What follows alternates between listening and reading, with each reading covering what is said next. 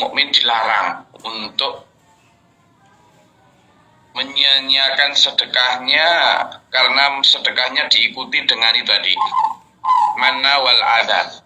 Jadi mana itu menyebut-nyebut dengan cara mengagung-agungkan pemberiannya. Kalau saya sih sudah ini, sudah itu ya. Lalu adza itu merendahkan orang yang diberi sehingga menimbulkan sakit hati pada orang yang diberi. Dan ini hati-hati ya. Kadang kita tidak berniat untuk menyakiti hati pemberi yang kita beri, tapi perkataan kita itu kadang manusia itu lembut ya, halus perasaannya. Terutama kita benar-benar hindari banyak berbicara ketika membantu. Dan bahkan di dalam salah satu ayat yang disebutkan betapa kamu menyebut pemberian itu baik, tetapi menyembunyikan itu lebih baik. Itu karena itu, menjaga itu ya. Jadi ayat-ayat ini begitu jelas memberi kita insight bahwa Allah memberi iming-iming dulu di awal dengan orang yang bersedekah itu seperti menanam, di mana satu tanaman akan ambatat sab'a sanabil, akan menumbuhkan 7 tangkai, dan fi kulli sumbulatin, di dalam setiap tangkai itu ada mi'atu habbah, ada 100 biji. Berarti satu tanaman kebaikan akan berbuah 700 kebaikan nanti di akhirat. Nah, untuk dapat itu Allah menyayangi kita dengan cara apa? Memberikan koridor. Agar bisa seperti itu, jangan ikuti dengan kalau kamu menyebut-nyebut, nggak ada fungsinya. Bahkan dibanding dengan qaulun ma'rufun, perkataan yang baik itu loh, wa maghfiratun, dan memberi maaf, itu lebih baik daripada sedekah yang kamu ikuti dengan menyebut-nyebut dan menyakiti penerimanya. Jadi sampean mengatakan hal-hal baik, memberikan semangat, memberikan motivasi, memberikan penguatan kepada orang yang sedang ada masalah, itu jauh lebih baik di sisi Allah daripada sampean seolah-olah memang sedang memberi harta, memberi bantuan beras, uang atau apa, tapi sampean ikuti dengan apa? Nyebutnya dengan menyakiti hati yang menerima gitu loh. Nah, makanya apa, nasihat yang baik, kemudian apa, motivasi, perkataan yang baik itu masuk dalam konteks sedekah juga, itu masuk konteks sedekah, karena memang itu membuat orang kemudian makin semangat dan seterusnya gitu ya. Nah, tapi ya jangan kemudian wah aku tak memberi semangat aja terus tidak mau sedekah, tidak gitu mas bro. Itu alasannya wong pelit itu. saya kan perkataan yang baik dan memberi maaf, pokoknya semua orang saya maafkan, saya maafkan semua. Ini kan lebih baik daripada sedekah. Jangan gitu. Manusia itu memang kadang kalau nyari dalil itu yang sesuai dengan nafsunya kok, diambil yang sesuai dengan enaknya hati ya.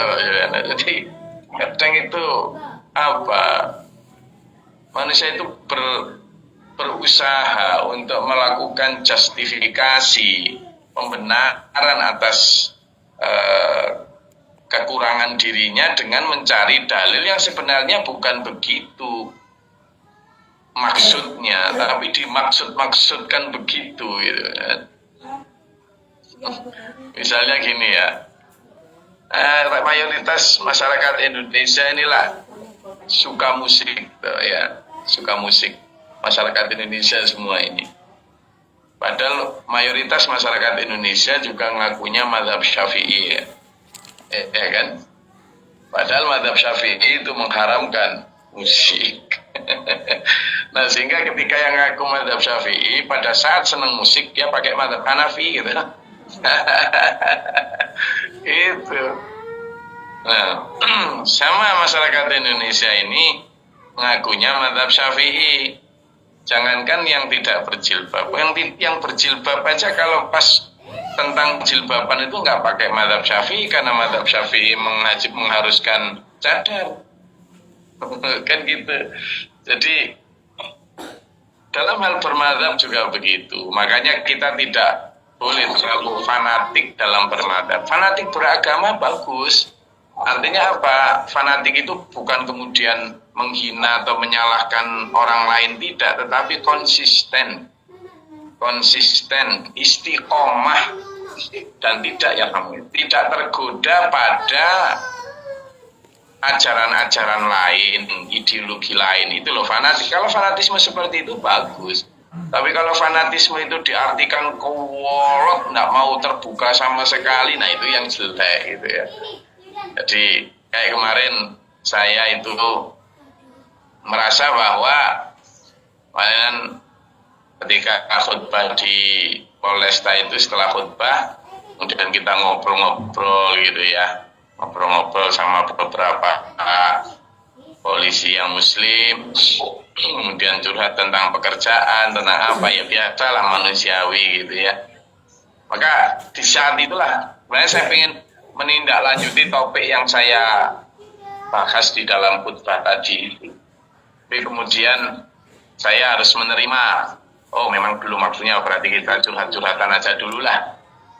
Nah, terbuka seperti itu yang membuat kita itu kemudian lebih luwes ya, lebih luwes di dalam beribadah. Tapi itu tadi, keistiqomahan kita itu diukur dari seberapa kita itu saya tidak mau mendiskusikan tentang tauhid misalnya, karena tauhid itu tidak boleh ditoleransikan. Jadi kita bisa hidup toleransi entah di tempat manapun dengan orang lain. Kita memberikan kebebasan kepada orang lain untuk memilih ideologi dan Tuhan mereka.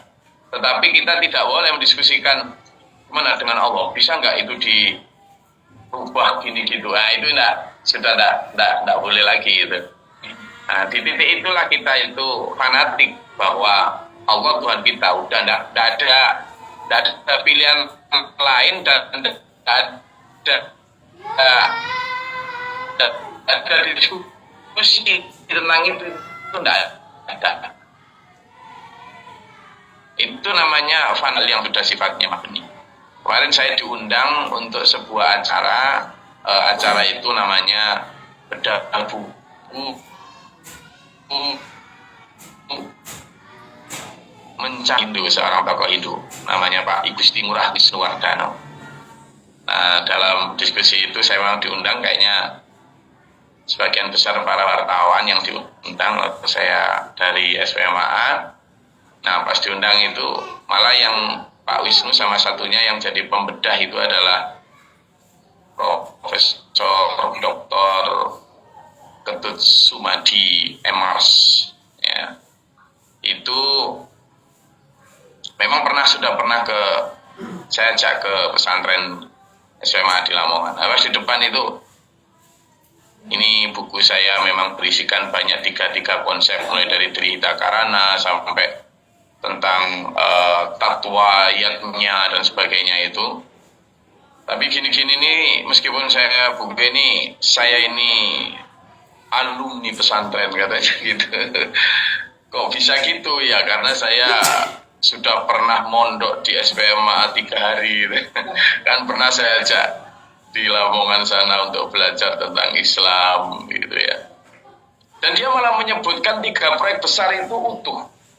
Di sana diajarin 3 proyek besar, mulai dari mengenal Allah, kemudian mengetahui musuh kita setan, lalu diajak juga menanam tentang dunia akhirat, tentang surga, gitu dia bilang, tentang neraka.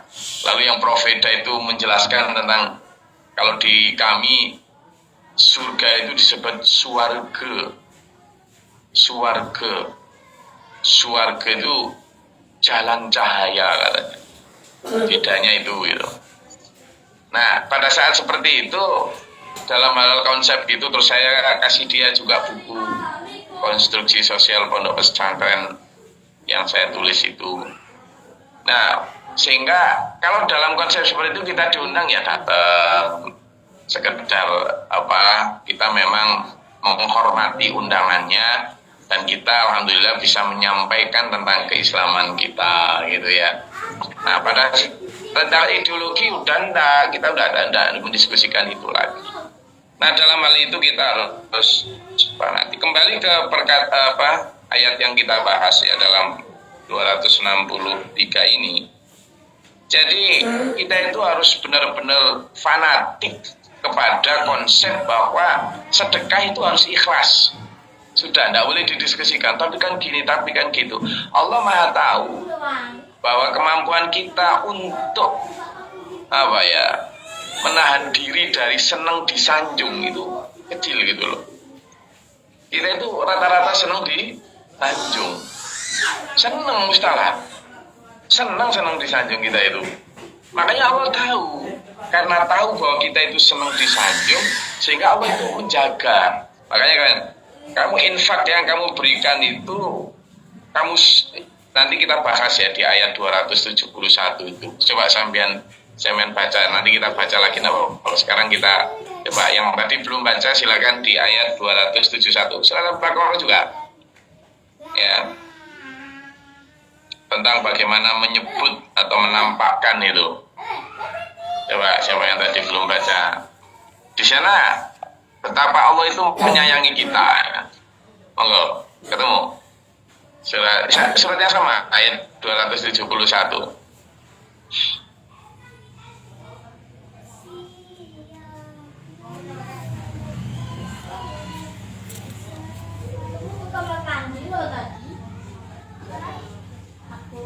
Gitu. A'udzubillahiminasyaitonirrajim. Bismillahirrahmanirrahim. Apakah kamu jika kamu menyajikannya dan memberi orang berkait baik bagimu, dan Allah akan menghapus sebagian kesalahanmu, dan Allah melihat terhadap apa yang kamu kerjakan. Jadi yang menampakkan itu memang tujuannya adalah untuk agar dicontoh. Ini boleh bagi orang yang sudah mampu menahan diri atau menjaga hatinya tidak akan teriak. Bagi orang yang sudah mampu menjaga dirinya untuk tidak ingin disanjung. Bagi orang yang sudah mampu membunuh kesombongannya, itu silahkan menampak.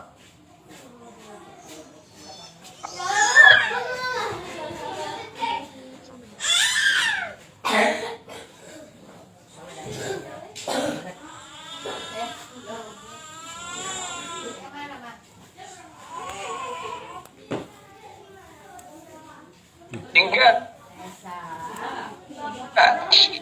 kembali ke ayat itu tadi, qaulun ma'rufun wa maghfirah itu lebih baik daripada sedekah yang diikuti dengan celaan atau cacian. Yang kedua, wallahu ghaniyun hamid. Allah itu maha kaya, tidak butuh sedekahmu, gitu. Salah lagi itu, jadi kamu tuh jangan sok-sokan. Kamu memberi orang miskin, sedekah pada anak yatim, atau sedekah pada masjid, atau pada pesantren, pada panti asuhan, atau masyarakat. Itu kamu seolah-olah memberi itu. Memberi siapa? Kalau kemarin kita sudah jelas, yang kemarin kita bahas ya beberapa waktu yang lalu, saking pelitnya kita itu, Allah meminta kita sedekahkan, kita tidak mau. Lalu Allah pakai kalimat qardun atau hutang. Man dzalladzi yuqridullaha qardan hasana. Barang siapa yang memberi hutang, wis tak utangnya wis kalau tidak mau. Itu saya utang. Kita juga berat sekali. Lalu sama Allah, innallaha ishtara. Wis tak beli ini saja wis. Kita juga masih enggan. Terus saking pelitnya gitu, saking apa? Kok kayak Allah begitu butuh, padahal Allah itu maha kaya. Tak butuh sebenarnya sedekah sampean Gusti Allah itu, tak butuh. Yang butuh itu sampean dan saya untuk memastikan bahwa upaya jeripaya kita, anting tulakan kita, keringat kita selama di dunia itu berhasil. Itu dengan cara sedekahkan. Karena hanya dengan itu sampean bisa nikmati hasil usaha yang apa?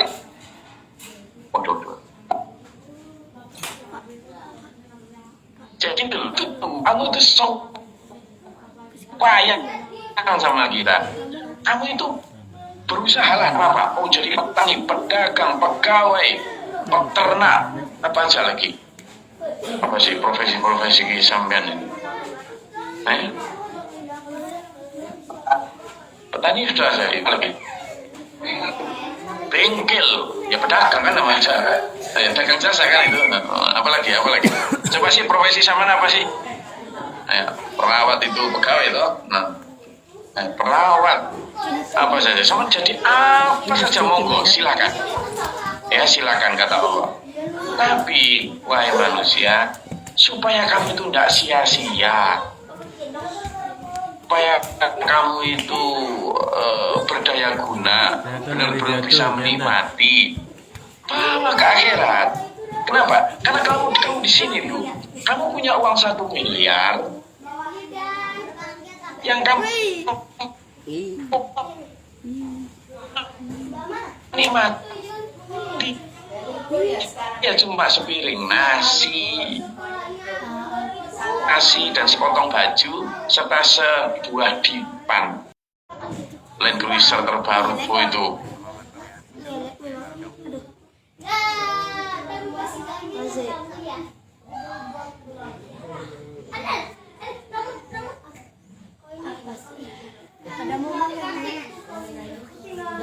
Kakak ya.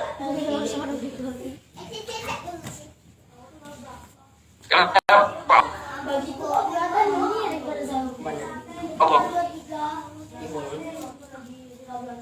Pemerintah sedekah.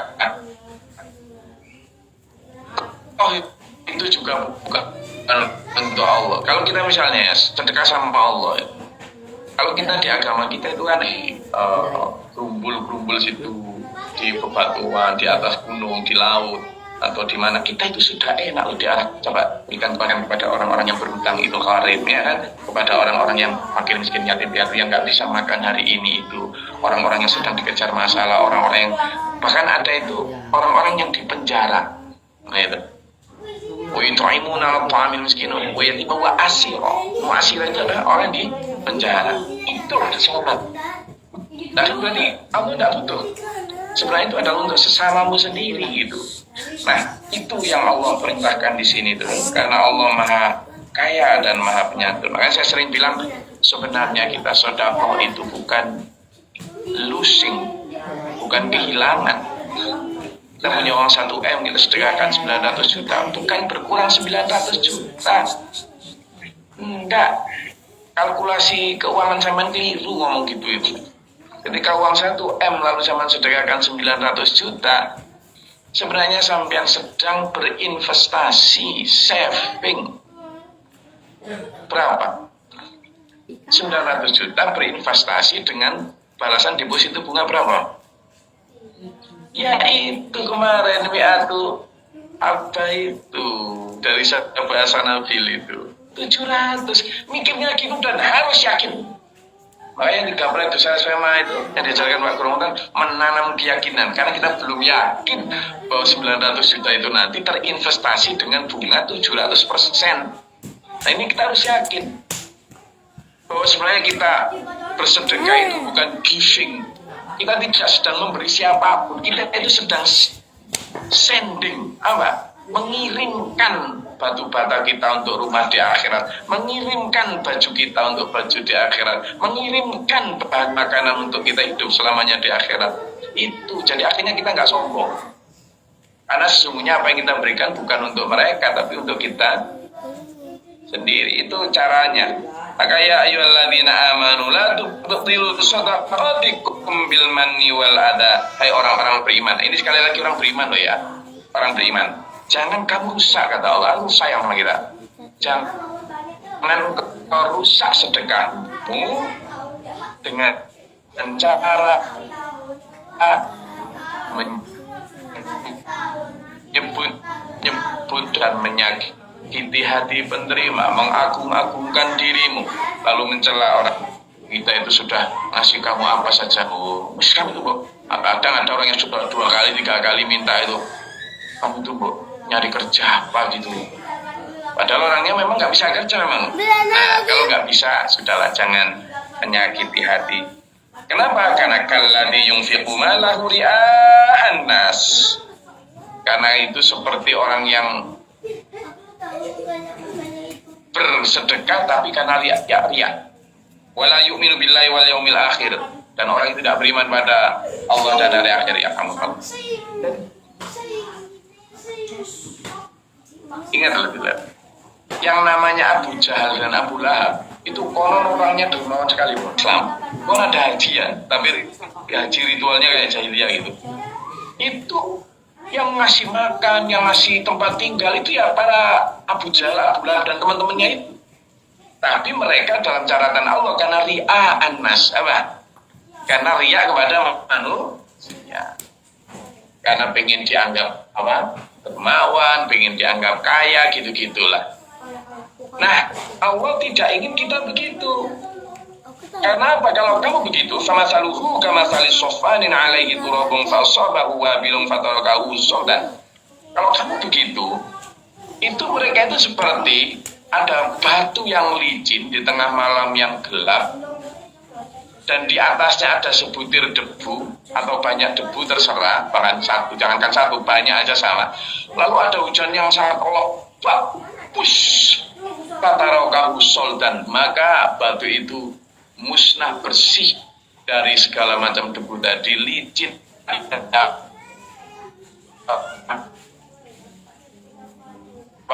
apanya. Kamu bersedekah, jangankan cuma sekali, kayak menyebut syai'im mimma kasabu, maka tidak akan dapat apa-apa dari yang diupayakan tadi. Lola ya rugi tuh, kan? Eman. Kata orang Jawa Pak Kani, oh iya gitu loh. Makanya saya sering sampaikan nanti di akhirat itu Bapak Ibu dulurku semua, yang ngantuk maupun yang nggak ngantuk, saya berharap yang ngantuk juga tetap denger, ya kan? Pakai batin tuh dengar, pakai batin dengernya itu ya. Nggak apa-apa, tetap dapat pahala. Jadi sampean kalau bersedekah hilang itu, nanti di akhir banyak orang gini loh ya. Loh ya Allah, mana sih dulu sholat loh? Kok tidak ada catatannya di sini? Sama Allah dijawab, kamu dulu sholat karena apa? Gak bisa jawab kan? Waktu itu kan bukan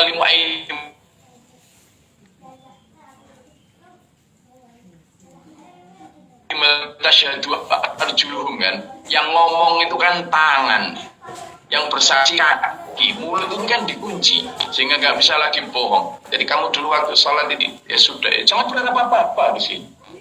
Saya dulu tapi Ramadan loh ya Allah, puasa saya. Tapi kamu puasa dulu, yang kamu harap-harap apa? Ya buka puasa, sudah dapat.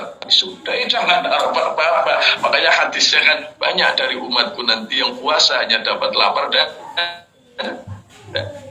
tapi saya 30 hari, oh ya catatannya tidak ada plus ini. Kamu 30 hari yang kamu ingat-ingat dan kamu harap-harap apa? Ya hari raya, udah dapat sudah. Saya sedekah ya Allah, banyak saya ini, saya itu di masjid itu. Oh, tapi yang kamu harap apa? Saya pengen dicatat gini-gini. Akhirnya apa? Tak dapat apa-apa. Makanya itu yang disebut habitat a'maluhum dalam surat Al-Kahfi ayat 103 104 disebutkan itu. Kenapa? Selama ini kita merasa yahsabuna annahum yuhsinuna sunnah, sudah merasa baik tapi ternyata gagal karena hal-hal seperti ini. Wallahu la yahdil qaumal kafirin. Allah tidak memberi hidayah kepada orang-orang kafir. Makanya sedulur, ayo kita jaga betul ibadah kita. Saya yakin dulur-dulur yang ada ini juga sudah berupaya untuk mentaati Allah, mulai dari sholat, puasa, zakat, sedekah, banyak sebenarnya sudah. Tapi itu tadi, sebanyak itu pula penyakit yang akan mengganggu dari ibadah kita. Makanya hati-hati, jangan mau dinina bobokkan oleh ajaan-ajaan, sudah kita ini pasti sudah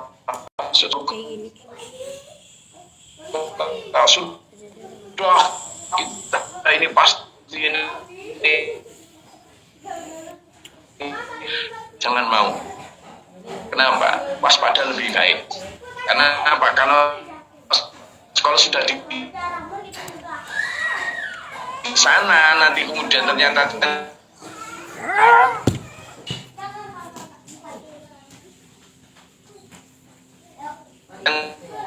nggak ada. Sampean nggak bisa menuntut para penceramah yang meninabobokan sampean itu nggak bisa. Mereka akan gimana? Saya juga keliru gitu nanti. Mending sampean tak ajak untuk kita lah tuh sudah ngerti loh sama Allah sekarang gitu. Juga jangan merusak sholatmu, jangan merusak sedekahmu. Berarti Allah sudah tahu sedekahmu baik, sholatmu ada pahala. Iya, kan bisa. Soalnya apa? Allah sudah mewanti-wanti sekarang supaya nanti nggak nonton gitu loh. Ketika di akhirat belum. Iya, aku kok mau sambil.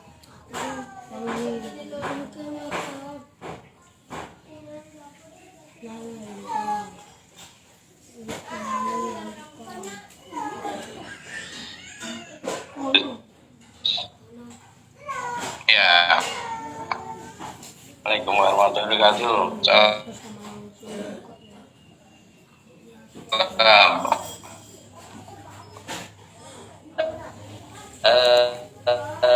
Ini Gus Ali ngendika bahwa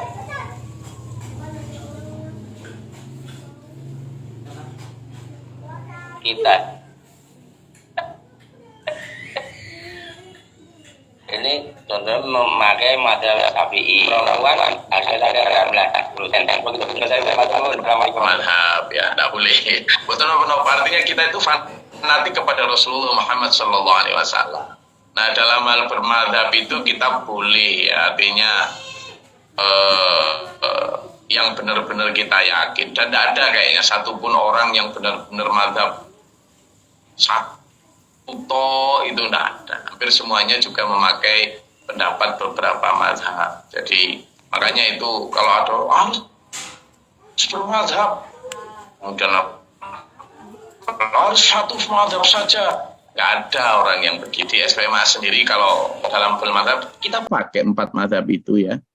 Dan karena pendapat mereka juga penting untuk menerjemahkan atau menafsirkan apa yang tidak atau belum disebut secara jelas di dalam hadis. Ya, kita tetap harus punya rujukan itu tetap penting untuk kita ya. Nah, sehingga tidak kemudian bermakna dan memang kita begitu. Makanya pentingnya berguru itu kenapa? Karena kadang manusia itu begitu. Dialah yang jadi guru untuk dirinya sendiri, gitu kan. Akhirnya misalnya Pak Surono ngakunya mazhab Hambali misalnya, ya, atau Maliki misalnya, gitu kan. Tapi ketika ini pakai Syafi'i, gitu. Berarti kan yang mazhab baru ini namanya mazhab Suronoiyah. Kenapa? Karena mampu menggabungkan Syafi'i dalam hal ini keliru, Syafi'i dalam musik itu keliru, kan gitu. Yang benar adalah Hanafi. Hanafi dalam hal cara sholat keliru, nggak gitu. Yang benar adalah Maliki. Saya pakai Maliki aja. Berarti kan yang bisa menentukan menilai madhab-madhab itu siapa? Akhirnya kan Suronoiyah, Suwarnoiyah, Chandrai, Mamaniyah gitu kan. Kan ada Syafi'i dan makanya kita itu nggak usah saling menghujat dan nggak usah saling ini. Kenapa? Karena kita sendiri pun sebenarnya membutuhkan seorang guru, seorang penuntun agar kita lurus dan benar on the track gitu. Jadi kita pun kadang masih sering pelin-pelan itu. Makanya ayo ikut dalam satu tekad, satu komando, satu tujuan itu lebih baik. Saya rasa itu kajian kita ya. Jadi ada lagi? Silakan. Oke, Bang. Saya kan mau menginfakkan atau bersedekah.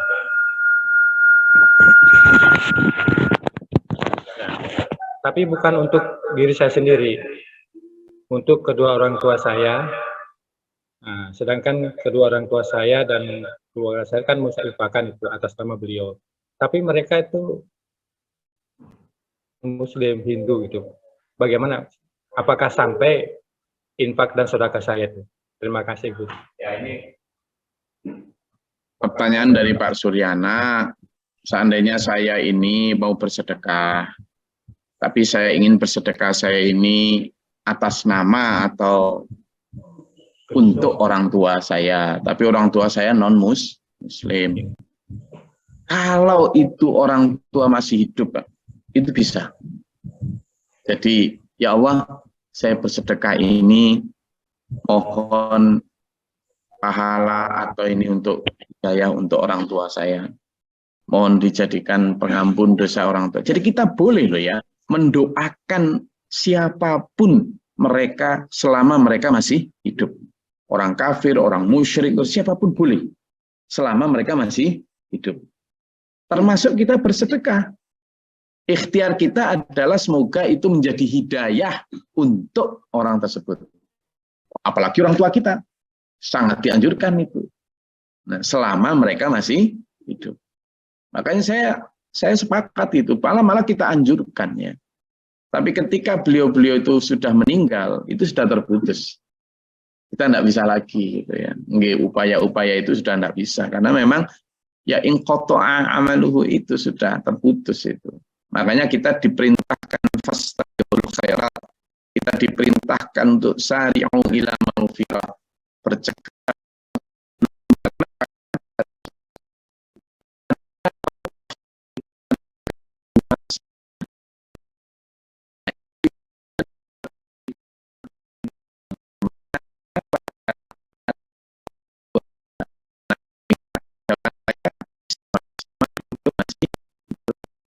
itu, sehingga itu malah justru upaya yang baik sebagai satu ikhtiar kita untuk menjemput hidayah, untuk menjemput maghfirah atau ampunan gitu. Monggo gitu ya. Memang sayang kita itu kepada keluarga itu harus dalam bentuk yang konkret juga. Punya uang 1 juta, mau membelikan kalung istrinya harga 1 juta. Enggak, Dek, aku mau membelikan kalung kamu yang harga 200.000 aja, imitasi aja di sini. Tapi aku berikan tetap 800.000 untuk kamu, tapi untuk kalungmu di akhirat.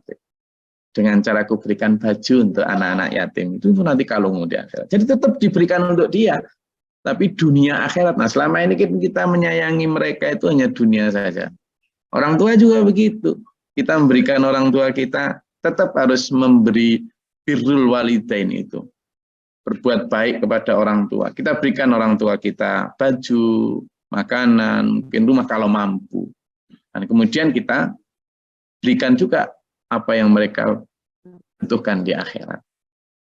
Dengan cara bersedekah. Oke. Saya rasa itu. Terima kasih. Mudah-mudahan bermanfaat. Kurang lebihnya. Astagfirullahaladzim. Semoga Allah mengampuni dosa-dosa kita. Untuk kita dalam Siratal mustaqim ila akhirih. Amin. Allahumma shalli wa sallim.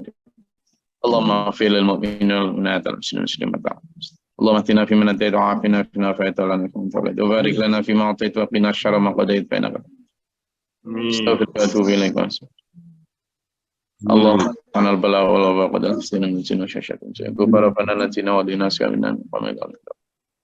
Allahumma arzuqna aftina wa ربنا من فاكتبنا مع الشاهدين ربنا لا تزغ قلوبنا بعد إذ هديتنا وهب لنا ربنا واجعلنا مسلمين لك ومن ذريتنا أمة مسلمة لك وأرنا مناسكنا ربنا آتنا في الدنيا حسنة وفي الآخرة حسنة آمين ربنا أفرغ لنا الصبر والثبات أقدامنا وانصرنا على الكافرين سبحان ربك رب العزة عما يصفون وسلام على المرسلين Alhamdulillahi Rabbil Alamin. Wassalamualaikum warahmatullahi wabarakatuh. Waalaikumsalam warahmatullahi wabarakatuh. Bil Qur'an